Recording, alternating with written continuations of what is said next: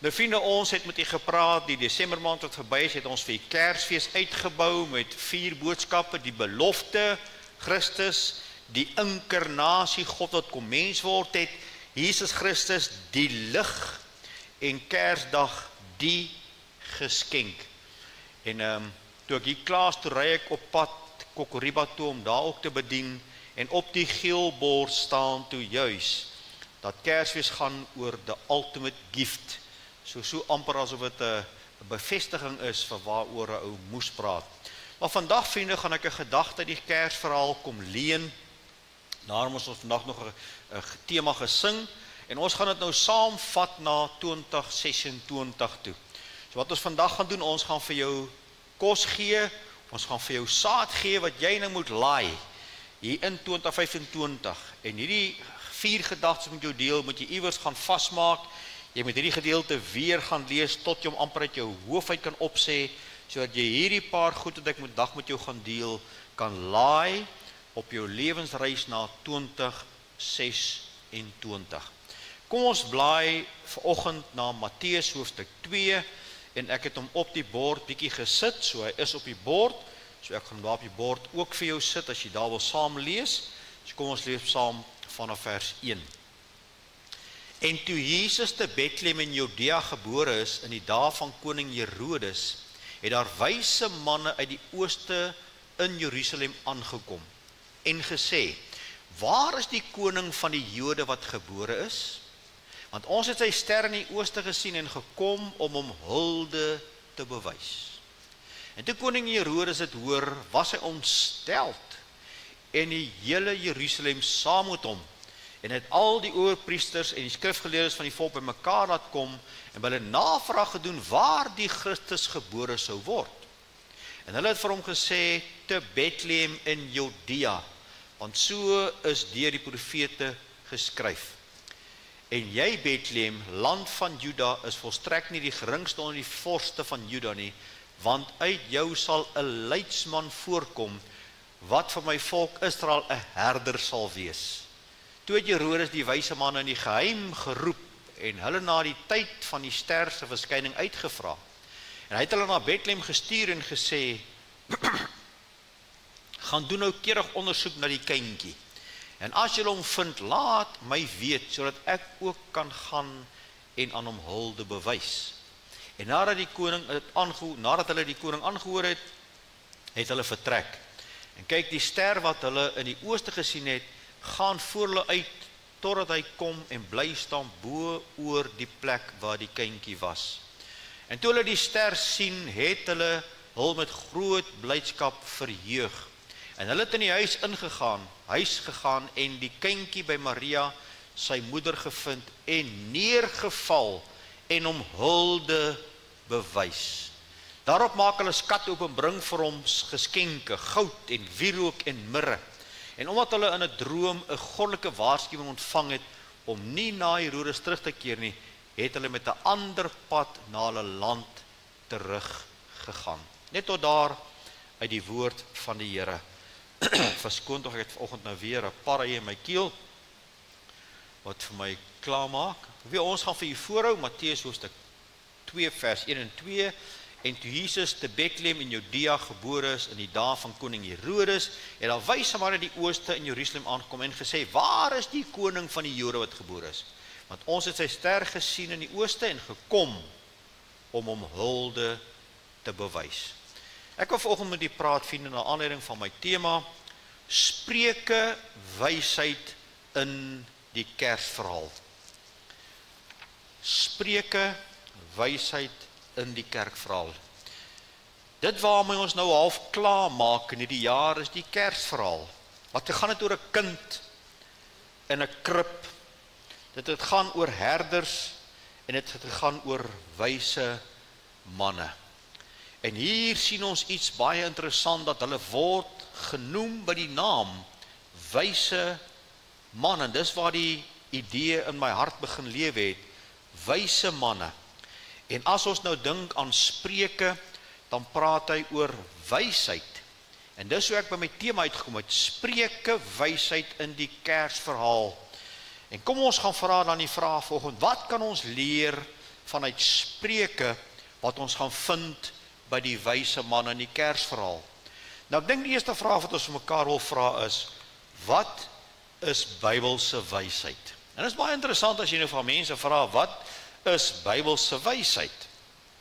Kom ons begin te sê, deur te sê, jy kan soos die AI al die kennis van die Bybel moontlik hê. Al die kennis. Jy het gememoriseer, die hele Bybel, jy ken hom. Maar het die Bybel al met al die kennis AI se lewe verander? Help my. Nee. So kennis en wysheid is twee verskillende goed. Ek het baie vroeg in my bediening geleer by een van die ouer predikante, wysheid is kennis in die praktyk toegepas. Kom ons kyk 'n bietjie wat sê die skrif oor wysheid. En dan gaan ek vir jou 'n klomp toepassings gee. Die Spreuke 9 vers 10 sê, die beginsel van die wysheid is die vrees van die Here. Vriende, as ons na die res van hierdie gedagtes kyk, dan sê ons eenvoudig, wysheid begin by God en werk deur die hele lewe van die mens. Baie mense kan kennis hê, jy kry selfs wyse mense, maar is nie wyse mense volgens die woord van God nie. Ek gaan nou vir jou 'n klomp goedjies wys. Wysheid is om die lewe te sien soos God dit sien en daarvolgens te leef. Hierdie is 'n groot saak. Met ander woorde, ek moet na die lewe kyk deur God se bril. En as ek na die lewe kyk deur God se bril, moet ek my lewe begin in lyn bring soos 'n vliegtyg wat in lyn kom met al die liggies op die aanloopbaan. Dis wat wysheid is. Wysheid sê ons is prakties. Wysheid is prakties. Dit wys sigbaar in ons alledaagse keuses. In die woorde wat ons praat, in ons werk, in ons finansies, in ons verhouding, selfbeheersing, oral gaan wysheid deurwerk. Hy's prakties.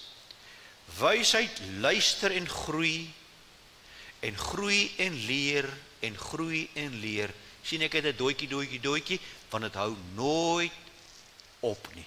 Solank jy gewillig is om wysheid te bekom deur Christus, solank sê jy leer en groei. Wysheid lei tot die lewe, tot beskerming en dit bring seën. Wysheid is om God te vrees, sy stem ernstig op te neem en jou lewe so te orden dat jou keuses hom eer. Begin jy nou sien hoe wysheid nou uitbou vanuit Spreuke? Wat wysheid is en hoe ons nou wysheid by hierdie wyse manne gaan leer. Wysheid is nie om die regte dinge te weet nie, maar om die regte dinge te doen. En vriende, dit is 'n baie groot stuk waarheid wat ons moet vat. Tot ons nie op 'n punt kom waar die woord aksie word nie, tot waar die woord my lewe word nie, het ek net kennis. So wysheid is om die dinge te weet en om die regte dinge te doen. Nou in die Bybel lees ons van baie wyse mense. Wie kan gou vir my sê wie was besing as die wysste man van die Bybel? Beslis skoon, hè? Het jy hom? Salomo. Beslis skoon. Salomo. Dis ook onthou. Salomo, hy is die wysste man in die Bybel. Ons dink aan 'n Enoch, ons dink aan 'n Rut, ons dink aan 'n Dawid en ons dink aan die wyse manne in Matteus 2. Hulle was wyse mense. Hulle was wêreldwys. Hulle was geskool in filosofie en medisyne en wetenskap en sterre en tog nederig. Hulle kombineer hulle kennis met 'n ondersoek en goddelike leiding en hulle word deel van die verhaal. Die wyse manne van ver. Kom ons kyk na 4 gedagtes wat ons nou gaan vind. Eers in Spreuke, so ons vat die wysheidsboek Spreuke en ons gaan kry die beginsels daarin en daar's baie meer as 4, maar ons gaan sit dit neer, dan wys ek vir jou daai beginsels neerslag vind in die wyse manne in ons Kersverhaal. In die eerste plek sê ons Spreuke wysheid gesien in hulle volhardende soeke na die Jesuskind. Vriende, hierdie manne het volhardend gesoek na die Jesuskind. Kom ek vat jou gou-gou na Spreuke wysheid toe. Spreuke wysheid, Spreuke 2 vers 3 en 5 sê, ja, as jy na insig roep, na die verstand jou stem verhef, as jy daarna soek soos na silwer en dit naspeur soos verborge skatte, dan sal jy die vrees van die Here verstaan en die kennis van God vind. En daar kom ons en ons sê, Spreuke gee van ons hierdie stuk wysheid van volhardende soeke, om dit na te speur soos verborge skatte. En vriende, ons weet wanneer ons vermoed daar is 'n verborge skat, dan gaan ons soek en aanhou soek en aanhou soek tot ons dit vind. Dis wat Spreuke sê. Nou vat ek jou na die wyse manne toe en ons gaan lees oor die wyse manne. Hulle kom van ver. En toe Jesus te Bethlehem in Judea gebore is, in die dae van koning Herodes, het daar wyse manne die ooste in Jerusalem aangekom en gesê, waar is die koning van die Jode wat gebore is? Want ons het sy ster in die ooste gesien en gekom om hom hulde te bewys. Wyse mense soek steeds vandag na die Here Jesus. Wyse kinders van God soek steeds vandag na die beste van Jesus. Wanneer ons hom gaan toepas in ons geestelike lewe van 'n soeke na die Here, dan beteken dit is soos hulle volharding in die geloof. Vriende, volharding is iets wat ons nie net in 'n geloofskonteks moet sien nie, maar ons moet volhard in ons geloof, ons moet volhard in ons werk, ons moet volhard in ons gesinsverantwoordelikhede, ons huweliksverantwoordelikhede, ons ouerverantwoordelikhede. Volhard in jou geestelike lewe is een van die beginsels wat ek en jy moet vat, want daarsonder sal jy nooit vrug sien nie. Ek sê dit vir u baie, ek sê dit vir u weer. Redding gebeur in 'n oomblik, wanneer die Here jou vat en jou kom doop in die liggaam van Christus by jou redding. Dis afgaan, daar's 'n punt agter. Dan begin jou reis van hier af vorentoe, en hierdie reis hou nooit op nie. Dis 'n reis waarin ek volhard om na die Here te soek. Dis 'n reis waarin ek volhard om die beste vir die Here vir myself te soek. Dis 'n reis wat ek aanhou gaan. Ons is nooit by die bestemming nie. Maar kom ons staan so 'n bietjie terug uit die sirkel uit en ons sê, die soeke, waar begin dit? In eerste plek sê ons vriende, in die verlossingsplan is Jesus altyd die een wat soek. Jesus is die een wat soek, en wanneer ek en jy ooit in ons lewe ietsie binne begin ervaar van 'n soeke na die Here, dan is dit omdat die Gees van God reeds in jou hart begin werk het. Dis hoekom jy hom soek. Daar's niemand wat God soek nie, sê Romeine, selfs nie een nie. So die initieerwerk van soek begin altyd by Christus. Maar omdat hy my kom soek het en my uiteindelik gered het, miskien soek hy nog steeds na jou wat daar sit, of iemand wat aan my luister, dan kry die mens ook die opdrag om ook aan te hou soek. Vriende, wanneer ons die skat ontdek, hierdie juweel van Christus, dan is daar soveel diepte, soveel wat ons nog kan deurgaan, en ek maak hom altyd met 'n kruis. Ek hoop ek gaan ook kan saamwerk met my kleer. Kom ek kyk, nee. Elke keer as ek hier sit, dan weet ek nie waar's my rooi liggie nie. Definitief nie, en daar's hy. Wanneer ek vir jou kruis trek so, wil jy moet hom nou in jou geestesoog sien. Dan kom ons van hierdie kant af, die Here werk met jou en hy werk met jou en hy werk met jou, tot op daai punt waar hulle kruis. Daai punt is jou redding. Dis waar dit gebeur. Het jy gesien dat alles het meegewerk tot op 'n punt? Het jy dit gesien? Dit werk om weer deur. Daar's jou redding. Het jy gesien as jy nou oorgaan, word al hoe breër. Hoe meer jy met die Here wandel, hoe meer wil jy met hom wandel. Hoe meer jy van hom ontdek, hoe meer wil jy ontdek. En daai reis word al hoe groter en al hoe groter hoe jy aangaan op daardie kruis wat ek nou vir jou getrek het. So die mens word verseker opgeroep. Jesaja 55 vers 6.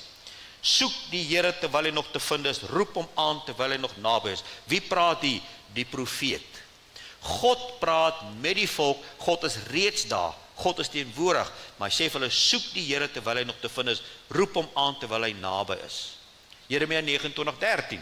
En julle sal na my soek en my vind as julle na my vra met julle hele hart. Daai belofte kan jy vandag nog opstaan. 2 Kronieke 16:9. Want die Here sy oë deurloop die hele aarde om diegene kragtig te steun wie se hart onverdeeld op hom gerig is. Vriende, u en ek word geroep ook om hierdie beginsel van Spreuke wat ons nou leer by die wyse manne, om het te laai in my lewensboot vir die nuwe jaar, om 'n nuwe punt te maak daarvan, om God te soek. Om God te soek vir sy seën, om God te soek vir sy leiding, om meer van God se wil te ontdek, om meer van sy woord te ontdek, om meer van myself te ontdek, moet ek aanhoudend soek. Hierdie soeke wat ons leer uit Spreuke en by die wyse manne vir jou en my, is soos 'n berg wat ons klim. En soveel mense word afgelaai by die berg. Dis jou redding. En dan kamp hulle net daar. En dit is tragedies. Dat daar mense is wat 10, 15, 20 jaar oud geword het as kinders van die Here, wat letterlik in 'n geestelike konteks nog in doeke staan en borrels drink. Wat jy niks mee te doen kan kry nie, gedoen kan kry nie. En Paulus skryf hulle in Korintiërs, hy sê, julle is nog soos kinders. Ek kan niks met julle gereg kry nie, want julle is soos kinders. En vriende, wanneer ek en jy voor daai berg kom staan, gee die Here die berg vir jou om te klim.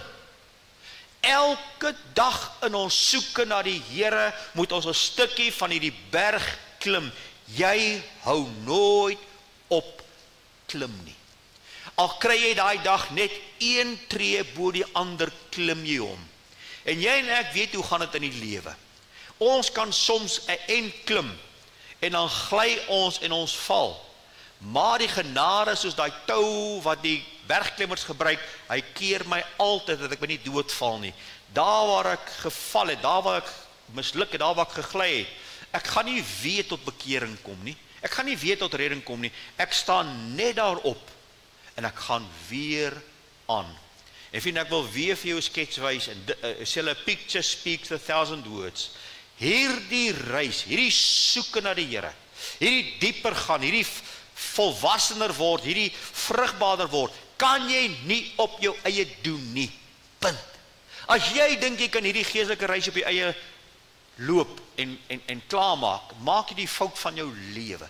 Daarom gee Jesus vir ons 'n gemeente.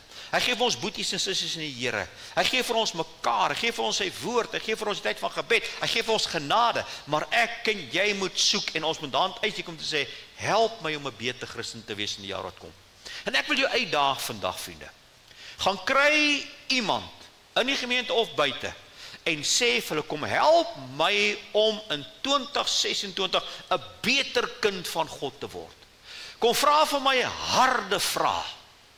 Vra vir my, hoe gaan dit met my verhouding met die Here? Vra vir my, waarmee is ek besig vir die Here? Vra daai vrae. Ek wil jou uitdaag om dit te doen. Want dis ons probleem in die Weste, vriende. Ons is aan niemand verantwoordbaar nie en ons is op hierdie solo vlug. En ek wil sê, daarom lyk die kerk soos hy lyk, kragteloos. Want ons steek nie hand uit aan mekaar om te sê, kom, ek en jy help mekaar nie. Daar moet 'n soeke wees na God in alle tye. Soos Psalm 42, ek soek na die Here, soos 'n hert smag na waterstrome, smag my siel na U. Iets wat my hart breek in die laaste dae is die reën wat val oor hierdie, kom ons noem dit goddelose Sodom en Gomorra wat ons Gauteng noem. Hierdie goddelose Noordwes wat ons 'n provinsie noem. Dit reën en dit reën en dit reën. Dan sit jy in die Noord-Karoo, wat mense so vir jare reën gehad het, wat huil as hulle van die plaas se hek moet sluit en moet ry, want is nou die banks in. Daar's nie vir hulle oplossings nie. Daardie nood, daardie intense behoefte, dis waarna God vir ons soek in die jaar wat voor lê, om te sê, soek my, bly my soek, bly groei, bly aangaan. En kom ons sluit hierdie punt af. Spreuke 3 vers 13. Gelukkig is die mens wat wysheid gevind het, en die mens wat verstand verkry, want die verkryging daarvan is beter as die van silwer, en die verwerving daarvan is beter as goud. Ek onthou as 'n jong predikant, het iemand in die gemeente my eendag kom vra, kan ons die wysheid in Spreuke 'n beeld sien van Christus en van God? En ek het sê verseker ja, verseker ja. Wanneer jy Jesus vind, wanneer jy God vind, wanneer jy met hom begin loop, dan vind jy wysheid. En dis wat hy sê in Spreuke 3. Gelukkig is die mens wat wysheid gevind het. 'n Mens wat verstand verkry. Dis beter as silwer. Dis beter as die verwerwing van goud. So die eerste gedagte sê ons vriende, Spreuke leer vir ons dat ons moet na God soek en na God vra. Die wyse manne kom leer vir ons, hulle kom van ver om te kom doen. Hulle kom volhard van ver. Het jy al gewonder hoe ver het hulle gereis? Die bronne sê daar's twee moontlikhede. Hulle kom van op Babylon af of hulle kom van Persië af. Dit is die twee moontlikhede. Dis die huidige Irak en die huidige Iran. Dit is tussen 800, as jy die twee plekke vat, tussen 800 en 1500 km ver van Bethlehem af.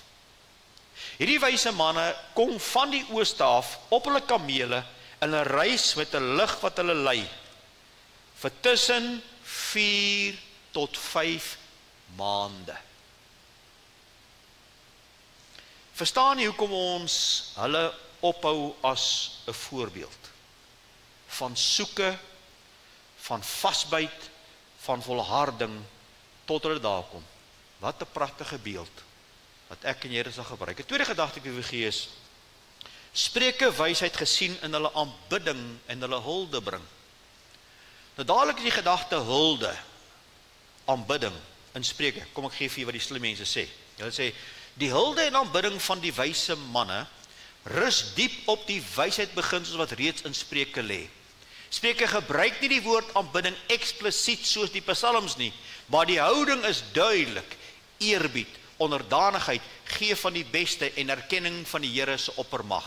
So ja, ons vind huldebring en aanbidding in Spreuke, al noem hy nie by die naam soos psalms nie. Nou wat is die hoogste vorm van aanbidding, vriende, wat ons kan lewe? Het ons altyd vir gesê, is 'n lewe weggegee aan God. En kyk het, hoe kom hy uit in Spreuke? Hy sê, vertrou op die Here met jou hele hart en stuur op jou eie insig nie. Dis 'n absolute wysheid, dis 'n aanbidding om daar te kom te weet, ek het nie die insig nie. Kyk nou mooi. Ken hom in al jou weë en hy sal jou paaie gelyk maak. Wees nie wys in jou eie oë nie. Vrees die Here, wyk af van die kwaad. Vind jy die oomblik as ek en jy daar kom waar ons besef, ek het nie die antwoorde nie, ek is nie die alfa en omega nie, my kompos is nie altyd reg nie, my kompas is nie altyd reg nie, my waarneming is altyd reg nie, en ek bær my eie onkunde en onvermoë en ek rus op God se, dan's ek in aanbidding. En as ek aanbidding is, dan wyk ek af van die kwaad. Nou kom ons gaan weer terug na die wyse manne toe, ons kyk wat waar is by hulle. Matteus 2 vers 2, en gesê, waar is die koning van die Jode? Want ons het sy ster in die ooste gesien en gekom om hom hulde te bewys. Vers 11a, en hulle het in die huis ingegaan en die kindjie by Maria en sy moeder gevind en neergeval en hom hulde bewys. Nou is die vraag, as jy die Afrikaanse Bybel lees, wat beteken hulde bewys? En as jy nou hierdie Griekse woordjie gaan opsoek en so 'n bietjie na die slimmer manne gaan vra en bietjie gaan oplees, dan kom jy by 'n baie interessante ding uit.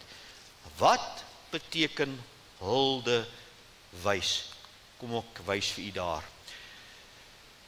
Die oorspronklike betekenis van die Griekse woord beteken letterlik om neer te val, om te buig of te kniel, om eerbied te betoon aan 'n koning. As jy nou teruggaan na die antieke tyd en jy die koning en jy as gewone mens sou inkom by 'n koning, wat het jy gedoen? Jy het op jou aangesig geval, jy het gebuig en gekniel, jy het eerbied betoon aan die koning. Dis wat hier gebeur. Hierdie wyse manne kom buig die knie en eerbied aan die koning. Selfs om die hand te soen is 'n teken van onderwerping. Jy kan ook self die woordjie gebruik om te sê dat hulde is, ek buig en ek kom soen die hand. Dit wys my nederigheid, wys my onderwerping. Dit is meer as respek. Dit is 'n onderdanige aanbidding. Hulle aksie is koninklik. Hulle sê, ons erken hom as koning. Ons onderwerp onsself aan sy gesag. Ons erken iets goddeliks in hom. Ons kom nie net kyk nie, ons kom buig in aanbidding. Dis wat ons leer by die wyse manne, wat ons leer in Spreuke. En vriende, wat hulle daar doen as Oosterse mense, kom vervul Psalm 72 vers 11, wat natuurlijk nog baie vervul gaan word in die toekoms, maar ja, al die konings sal hulle voor hom buig, al die nasies sal hom dien, en hulle kom buig voor hom. En vriende, dit is die vraag, waarom buig hulle voor hom? Waarom sal ons voor hom buig met 'n lewe van hulde bring en aanbidding? Kom ons gee vir 'n paar gedagtes. Want hy is God. Ons het dit nou gepraat in die boodskap opgebou het. Wie het gekom? Hy is die God-inkarnasie. Hy is die God wat kom mens word het. Daar in daardie krib lê die skepper van die hemel en die aarde. Met klein handjies en klein voetjies en hy huil. Ons buig in aanbidding voor hom, want vir wie hy is. Hy is die heilige God, wat ontoeganklike lig bewoon, totaal uniek, buite tyd en buite sig, die almagtige. Ons buig vir hom, omdat hy oor ons voel, 'n groot liefde wat ons nie kan meet nie. Vir wat hy vir jou kom doen het, by die geboorte, by die kruis, by die graf, by die opstanding, by die uitnodiging van redding. Net daai gedagte, kom ons stop net daar vir 'n oomblik. Net die feit dat jy kan getuig dat jy vandag gered is, behoort jou hele lewe te omskep in 'n lied van aanbidding en lofprys tot die dag dat jy mee is nie. Ons aanbid hom vir die werk wat hy in ons kan doen of reeds gedoen het. Waar hy kon ons herstel, waar hy vir ons kinders van hom maak, vir ons ewige lewe gee. Wat hy beloof vir nou, wat sy belofte nou? Ek sal jou nooit begewe en jou nooit verlaat nie. Ek gaan jou hou tot in alle ewigheid. Daarom aanbid ons hom. Daarom bring ons hulde aan hom in ons alledaagse lewe. Dis wat ons leer in Spreuke, dis wat ons leer by die wyse manne, en die woord leer vir ons ook so 'n paar van daai gedagtes. Hy sê, maar daar kom 'n uur, en dit is nou, wanneer die ware aanbidders die Vader in gees en waarheid sal aanbid. Want die Vader soek ook mense wat hom so aanbid. Martie, onthou jy jare terug toe ek jou net ontmoet het daar op die kampterrein, het jy vir my gevra, wat beteken dit? Wat beteken dit dat in gees en waarheid? Beteken, jy en ek kan nie uit ons vlees God aanbid nie. In die vlees is niks wat God behaag nie. In die vlees is niks wat God soek nie. Maar as die gees vir jou werk kon doen hier binne, en jy begin met die Here wandel, en jy begin met die gees wandel, dan aanbid jy vanuit die gees en vanuit Christus, aanbid jy God. En daardie is wat God soek. Mense wat hom in gees en in waarheid aanbid. Hebreërs 13 vers 15, laat ons dan gedurig deur hom aan hom 'n lofoffer bring. Gedurig, ek loof en prys U. Dankie Here. Daarom bid ons oor ons kos. Daarom bid ons as ons veilig by 'n plek kom. Dit kom spontaan, ons kan nie anders nie. Maar heilig die Here God in julle harte. Met ander woorde, God kry 'n baie spesiale plek in my hart. En dan sê Petrus, en wees altyd bereid om verantwoording te doen aan elkeen wat julle rekenskap eis omtrent die hoop wat in julle woon met sagmoedigheid en gees. Dis wat beteken, vriende, is om God op so hoë plek in my lewe te hê. Weer eens my gedagte van die piramide. Hy is heel bo in my lewe. Alles in my lewe daarna is onder God. Dit is aanbidding. Aanbiddingslewe is, kom ons kyk na die volgende, 'n lewe daarop gerig om een persoon te verheerlik. Wie is daai persoon? God my Vader, God die Seun, God die Heilige Gees. Aanbiddingslewe is 'n lewe waar die een persoon bo aan jou liefdeslys is en die res volg daarna. Onthou my piramide, heel bo aan my piramide begin ek met my liefde vir God. Wat's die groot gebod in die wet vir alle vir Jesus? Jy moet die Here jou God lief hê met jou hele hart, jou hele siel en al jou verstand. En die tweede die mee gelyk staan, dan kom hy af. Jou naaste, en dan kom al die ander. Aanbiddingslewe is 'n lewe waar die verhouding eer en hoog ag. My verhouding met die Here, ek ag dit hoog. Ek eer dit. Is 'n lewe wat doelbewus geleef word met sy eer en verheerliking in gedagte. Dis hoekom ons daai teksvers so gereeld oproep. Probeer ek hom nou onthou. 1 Korintiërs 10 vers 31. Wat julle ook al doen, of julle eet of drink, doen alles tot verheerliking van God.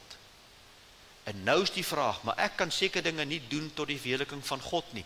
Dan doen jy dit nie.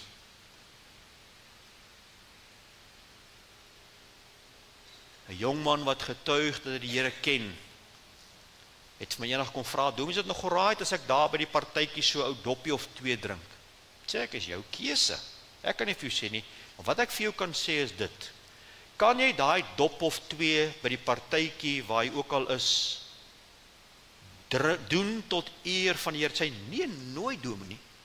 Sê ek, dan doen jy dit nie. Maar dis moeilik, Dominee. Nou wie het ooit gesê? Dis maklik. Maar in Christus is dit moontlik. En God soek mense wat 'n lewe wat hom aanbid. Handelingslewe verder, vriende, is 'n praktiese lewe. Dit is baie prakties. Dit word gesien in my toewyding. Aan wie ek die eer gee, my optredes teenoor ander, my gewoontes. Mense wat die gewoonte ontwikkel om nie meer in die kerk te wees nie, aanbid God nie. Want hy sê, dis waar hy ons wil hê. Hy sê, moet die onderlinge byeenkomste nie versuim, so sommer die gewoonte het nie. So jy sien jou aanbiddingslewe in die praktyk, aan my toe, hoe toegewys ek in die Here? My optrede toe na ander mense. Hier kan hy soos 'n engel optree by die kerk, maar daar buite soos 'n duiwel. Nie aanbidding ontbreek totaal, want dit is 'n praktiese lewe. My woorde, my dade, hoe ek die swaar van die lewe hanteer, ook die goeie. My stilte tye, my omgang met die woord, is alles deel van my aanbiddingslewe. Hoekom gaan buig ek in stilte tyd? Iemand sê my tank vol te maak. Nee, maar jou tank kan jy volmaak by Sasol, man. Jy buig in stilte tyd om hom te aanbid en vir hom te gaan kry jou manna vir die dag. Aanbiddingslewe is prakties, hoe hanteer ek my gemeente? En nie by my gemeente se mense. Wie die duiwel daarop uit is om mense in gemeentes te plaas met een spesifieke rede, verwoes die gemeente. Bring skeiding in die gemeente, bring tweedrag in die gemeente. Dis alles deel van hoe ek God aanbid. Ek kan nie sy gemeente skade aandoen en my hande ophef nie. Hulle wil dit doen. Dit is die grootste stuk skynheiligheid wat jy kan kry. 'n Praktiese lewe waar God eerste is, dis waarvoor ek en jy geroep word. 'n Aanbiddingslewe. So Spreuke dit leer, soos hierdie wyse man uit leer, is jou en my roeping ook na buite. Maar 'n derde gedagte wat ek sien, Spreuke wysheid en gesien in die geskenke wat hulle bring. Wat sê Spreuke wysheid? Spreuke wysheid sê dat jy moet geskenke bring. Vereer die Here uit jou goed en uit die eerstelinge van jou inkomste. Nou kom mense weer eens ek sê wat God nie noodwendig aanbid nie, wat die voordele soek en sê, wys vir my net een teksvers waar ek vir die Here moet gee. Net een teksvers. Ek sal vir jou baie wys, maar daar's een. Vereer die Here uit die goed en uit die eerstelinge van jou inkomste. Dit beteken weer eens, hy's heel bo aan my piramide. Wanneer ek my inkomste verdien, gee ek sy deel klaar. Dis wat dit beteken. Ek gee. Spreuke 18 vers 16, die geskenk van iemand maak vir hom ruimte en bring hom in die teenwoordigheid van die aansienlikes. Sien daai geskenk gee. Spreuke 11:24, daar is een wat ruim uitdeel en nog meer kry, en een wat terughou, meer as wat reg is, tot sy gebrek. Het jy geweet, vriende, dat ons kan onsself arm maak, deur ons hand vir God toe te maak? Het jy het geweet? Dis wat daar staan. As jou saak vir God, jou hart vir God se saak toe is, as jou saak vir mense met 'n nood toe is dit tot jou gebrek. Spreuke 21:26, die hele dag deur word dringend begeer, maar die regverdige gee en hou nie terug nie. Sien jy die beginsel wat hy vir jou gee in Spreuke? Nou kom ons na die wyse manne toe. Ons gaan kyk wat doen hulle. Die wyse manne bring geskenke. Hulle het die huis gegaan en die kindjie by Maria sy moeder gevind en neergeval en hom hulde bewys. Daarop maak hulle skatte oop en bring vir hom geskenke, goud en wierook en mirre. En daar bring hulle vir hom die geskenke. Kom ons kyk baie vinnig, baie vinnig. Hoe kom hier 3 geskenke? Baie van julle weet dit. Kom ons gaan net weer eens vir 'n ophelder net weer vir bring. Die goud verteenwoordig die erkenning van sy koningskap. Goud was deel, as jy 'n geskenk bring vir 'n koning, bring jy vir hom goud. Dit was waardevol, dit was geskik om Jesus se koningskap te bevestig. Dis hoekom hulle buig in aanbidding. Dit was 'n praktiese geskenk. Kan julle onthou wat het net hierna gebeur? Hierdie selfde gouverneur het nadat hy die dreigement gekry het dat die babatjies laat doodmaak, almal wat gebore is in daai streek. En Maria en Josef moes vlug na waar toe, na Egipte. Hoe sou hulle dit finansiëel maak? Die goud wat vir hulle gegee is, kon hulle finansiëel dit maak. Hulle moes vlug, Matteus 2:15, na die dood van Herodes, sodat die woord vervul sou word, wat die Here gespreek het deur die profeet, uit Egipte sal ek my seun roep. So hy's gebore in Bethlehem, toe vlug die ouers na Egipte om sy lewe te spaar. Hosea 1:11 vers 1, toe Israel 'n kind was, het ek hom lief gehad, en uit Egipte het ek my seun geroep. Dis goud, dis prakties, dit erken die koningskap van die Here. Maar goud sê ook vir ons verder, vriende, ek gee my beste. Ek staan soms uit die groter sirkel en sê ek, Here, hoe verdra U ons nog? Want vriende, kom ons wees eerlik. Soveel mense, wat hulle self Christene noem, gee vir God die krummels van hulle lewe. Ek sal gee as ek oor het. Ek sal kerk toe kom as ek tyd het. En die laaste wat ek hoor deesdae wat nou die nuwe tendens is, as ek so gelei voel. Maar kom ek sê vir jou, as jou vlees jou lei, jy nooit so voel nie. Maar as die Gees van God jou lei, sal jy altyd hier wees, sover dit veel moontlik is. Want om te gee, is Romeine 12:1, is 'n lewende, heilige, aan God welgevallige offer. Dis wat het beteken om goud te gee. So ons gee. Deur ons lewe erken ons sy koningskap. Maar wat is wierook? Wierook erken die priesterskap van Here Jesus. Want die priester het die wierook laat brand. Die priester het daardie aangename geur by die offers gebring, wat soos 'n geur opgegaan het na God toe. Dis wat ons doen. En ek gaan nie al die teksverse lees nie, jy wat die PowerPoint kyk kan alles gaan lees.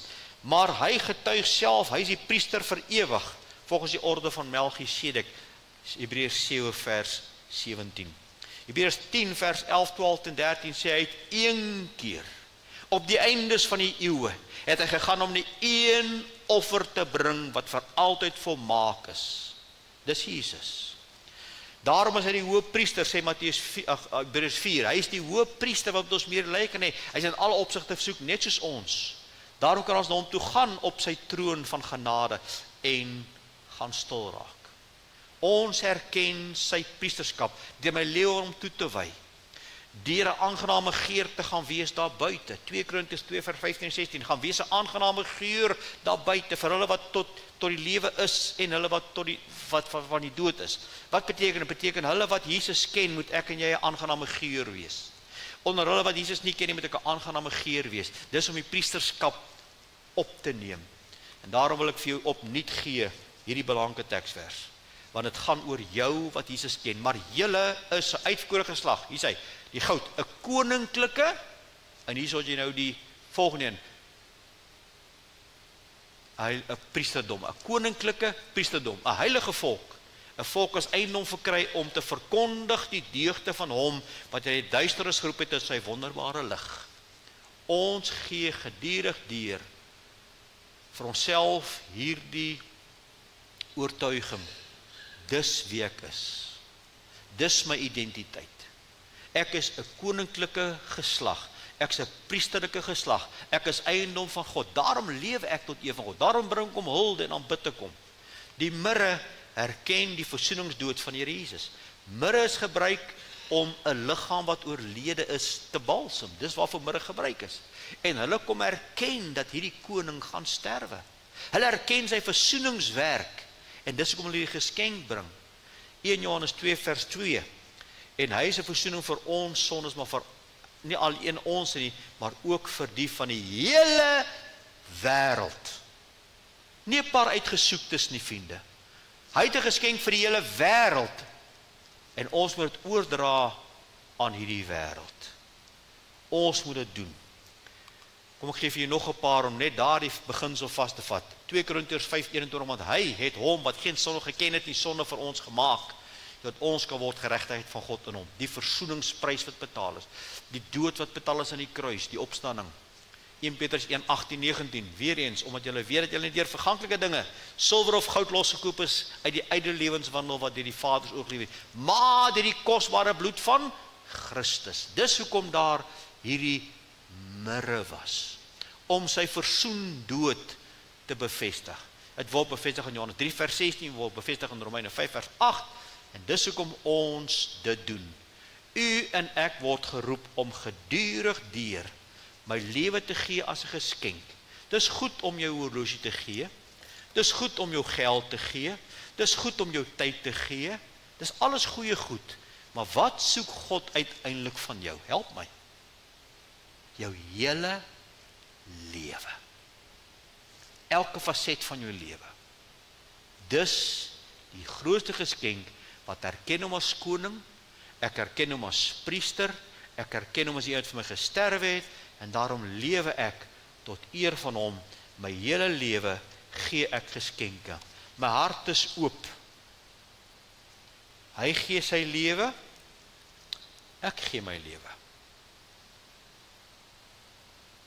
Hy gee sy lewe as 'n offer, ek gee my lewe as 'n offer, Romeine 12:1-2. Hy sterwe vir jou, ek en jy lewe vir hom. Dis die geskenk wat ons vir hom kan gee. Dis die wyse ding om te doen, wat Spreuke vir ons leer, en die wyse manne. 'n vierde kort gedagte. Spreuke wysheid gesien in hulle gehoorsaamheid aan die goddelike waarskuwing. Weer eens, hierdie ding kom op in prediking en op in prediking en op in prediking, soos 'n bal wat jy gooi, hy bly hop, as ek sien is hy weer voor my, as ek sien is hy weer voor my, as ek sien is hy weer voor my. Is asof God hierdie goed vir ons wil oor en oor sê, dat God roep ons tot gehoorsaamheid. Kom ons vat jou na Spreuke toe. Die weg van 'n dwaas is reg in sy oë, maar die wyse luister na raad. Maar die wat na my luister sal veilig woon en gerus wees teen die skrik van onheil. Spreuke 8:32. Luister dan my seun, want gelukkig is hulle wat my weë bewaar. Luister na die tug en word wys en verwerp dit nie. Gelukkig is die mens wat na my luister, om dag vir dag te waak aan my deure, by die sy poste, sy poorte wag te hou.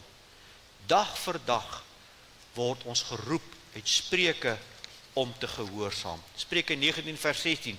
Wie die gebod hou, bewaar sy lewe. Hy wat sy weë nie ag nie, sal sterwe. En weet, dis wat Spreuke ons leer, dat ons moet ons oor en ons hart in lyn bring met wat God sê. Kom ons kyk na die wyse manne. En omdat hulle in 'n droom 'n goddelike waarskuwing ontvang het om nie na Herodes terug te keer nie, het hulle met 'n ander pad na hulle land teruggegaan. Hulle was gehoorsaam aan God se stem en aan die waarskuwing wat God gegee het deur 'n droom. Hulle was wys genoeg, vriende, om te verstaan hierdie droom. Hulle was wys genoeg om te weet, dis tyd om te gaan. So hierdie ouens moes 'n besondere pad met die Here geloop het, neem ek aan. Want hoe anders sou hulle dit geweet het? Vriende, gehoorsaamheid, onderwerping aan sy wil, om te luister na sy stem, is 'n keuse wat ek en jy elke dag maak. Omdat ek vir voorgehou die diens wat verby is, ek hou dit weer vir u voor. Joshua en Moses kom en daag die volk uit. Luister, kies. Ek en jy kies elke dag gehoorsaamheid teenoor ongehoorsaamheid. Die oomblik as ek agterkom ek was ongehoorsaam, bely ek dit net daar. En dan kom terug en sê, Here, ek bely, ek het die pap op die grond laat val. Ek is jammer, vergewe my. Ek kies gehoorsaamheid. En daai lewensbeginsel gaan jy deur en deur lees. Ek wil hom so opsom. Gehoorsaamheid aan God is 'n bewuste, intentionele keuse dag vir dag. So ek kan vandag so gehoorsaam aan die Here wees. En een ding kom op my pad. Ek hoor net een ding. Ek sien net die verkeerde ding. Ek bedink net die verkeerde ding. En dan het ek weer die uitdaging. Daarom sê die Here, waarom noem julle my Here? Here, julle doen dit wat julle sê nie. Die ou bekende teksvers, vir die Here is ons gehoorsaamheid beter as godsdienstigheid. Vriende, om gehoorsaam te wees is 'n pad wat ons loop. Dit is nie 'n oomblik ding nie. En dis my groot probleem met baie teologie. Want ek moet net hierdie ding doen en zap, nou is ek gehoorsaam. Nee, dit werk nie so nie. Ek moet net hierdie gebed bid of dit doen en dan zap, nou is ek heilig. Nee. Jy is heilig in Christus. Die punt. Maar daarna is dit 'n lewensreis. Gehoorsaamheid is 'n lewensreis waarin jy dit leer wat jy wil leer. Ek huil elke keer as ek hierdie goed sien. As ek hierdie honde sien, en dan gaan kyk baie keer die video's oor hulle, waar hulle uit die choppers uitspring saam met Amerikaanse spesmagte, en hoe hierdie goed geen banghaar op sy kop het nie, hoe bomme ontplof, hoe skote oor skools oor hulle koppe vlieg, hulle gaan eenvoudig for what they are trained for. My vraag is, hoe kom hierdie hond hier om 'n nommer te kry en lid te wees van die Amerikaanse weermag of die polisie? Hoe kom hy daar? Hy is nie gebore en nou is hy daar nie. It was training, intense training, herhaling en herhaling en herhaling, dissipline en gewilligheid en saamwerking en oorgawe, kom hy daar stukkie vir stukkie. Daar's 'n lang pad wat hierdie kosbare dier geloop het om daardie posisie te beklee. Jy en ek kom nie daar oornag nie. Maar solank ek vashou en sê, Here, ek wil. Here, ek wil gehoorsaam wees. Here, ek wil U volg. Here, ek wil. Solank sal hy jou vat and you will be trained according to your will. Spreuke wysheid, soos in die Kersverhaal gesien by die wyse manne. 4 gedagtes. Spreuke wysheid, soek volhardend na die Here, moet nooit ophou nie. Spreuke wysheid, bly aanbid en hulde bewys met alles in jou lewe, oral en altyd. Spreuke wysheid, bly geskenke gee van alles wat God vir gee. Jy's geseënd om 'n seën te wees. Spreuke wysheid, groei in gehoorsaamheid dag vir dag soos jy met die Here wandel. En ek wil afsluit met enkele woorde, vir julle wat die PowerPoints kry, sal hulle opwees. Ek sal al die Desember maand se PowerPoints nou stuur. Die ou liedjie van Jim Reeves. I'd rather have Jesus than silver and gold. I'd rather be his than have the riches untold. I'd rather have Jesus than houses or land. I'd rather be led by his nail-pierced hand. I'd rather have Jesus than men's applause. I'd rather be faithful to his dear cause. I'd rather have Jesus than worldwide fame. I'd rather be true to his holy name. Gaan luister hom weer, gaan soek hom op YouTube, luister hom en sê, Here, kom sit my in hierdie lied in. Kom maak dit my lewe. Paulus som sy lewe op, of kom ons sê die lied van sy lewe op, met een teksvers. En dis wat die Here ons wil hê, want vir my is die lewe Christus. En die sterwe wins. Daarom bly ek soekend, aanbiddend, daarom bly ek geskenke gee, daarom kies ek elke dag gehoorsaamheid, want vir my is die lewe Christus. Amen. Kom ons bid 'n woord saam. Hemelse Vader, baie dankie vir die wysheid van Spreuke, wat neerslag vind in die wyse manne van Matteus, en wat ons aan boord wil kom laai, so op die einde van die jaar, vir die nuwe seisoen wat voor ons lê. Mag ons daardie mense wees wat soekend bly, wat aanbiddend bly, wat bly gee, en wat bly groei in gehoorsaamheid. O Here, sien ons raak, sien ons harte raak, en as ons harte nie in die lyn is, moet U nie, bring dit in lyn. Ek dink so in die gebed wat gebid is daar in die psalms, bekeer my om my te bekeer. Geef vir my dit wat ek nodig het, Here, om hierdie keuses te maak tot eer van U naam. Amen.